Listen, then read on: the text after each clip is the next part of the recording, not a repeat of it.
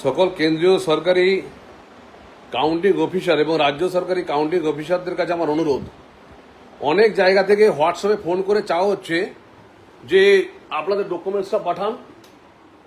ডকুমেন্টসটা পাঠান এবং এটা আইপ্যাকের লোকরা করছে এবং বিডিও অফিসরা এবং আরও অফিসরা নাম্বার দিয়ে দিচ্ছে।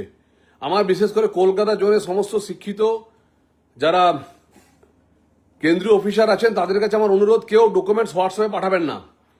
আপনার ডকুমেন্টস পাওয়ার পরে বলবে আপনি জেলা এখানে কার্যালয়ে বসে থাকুন, জেলা ডিস্ট্রিক্ট ম্যাজিস্ট্রেট অফিসে বসে থাকুন, সকালবেলা বলে দেবে আপনার জায়গায় অন্য কেউ পাঠানো হয়ে গেছে। আপনার ডকুমেন্টসটা নিয়ে তৃণমূলের যারা আইপ্যাক এবং অন্য কেউ এরা ঢোকার চেষ্টা করছে।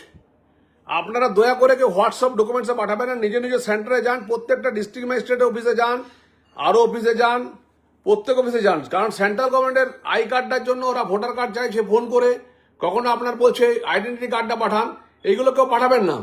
এটা একটা বড় রকম ঘাবলা হচ্ছে। ডিবিসি এমটিপিএস এর 60 জনকে 60 অফিসারকে পাঠানো হয়েছিল, তাদের ফোন করা হয়েছিল যে আপনাদের ডকুমেন্টস পাঠান। তাহলে এখানে ডিবিসি বলে আমরা বুঝলাম সেলেব বলা হচ্ছে এবং ব্যাংকে যারা সার্ভিস করছেন তাদেরকে বলা হচ্ছে। আমি কিন্তু বলছি আপনাদের ডকুমেন্টসটা থাকবে, কিন্তু দেখা যাবে 4G লোকেরা আপনার কাউন্টিং অফিসার হিসেবে ঢুকে যাবে।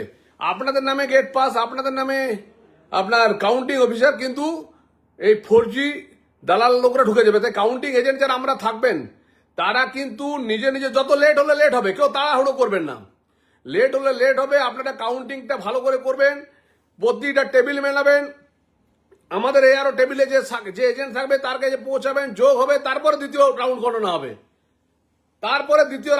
হবে। এটা ধরে থাকবেন, কোনো তাড়াতাড়ি কিছু নেই।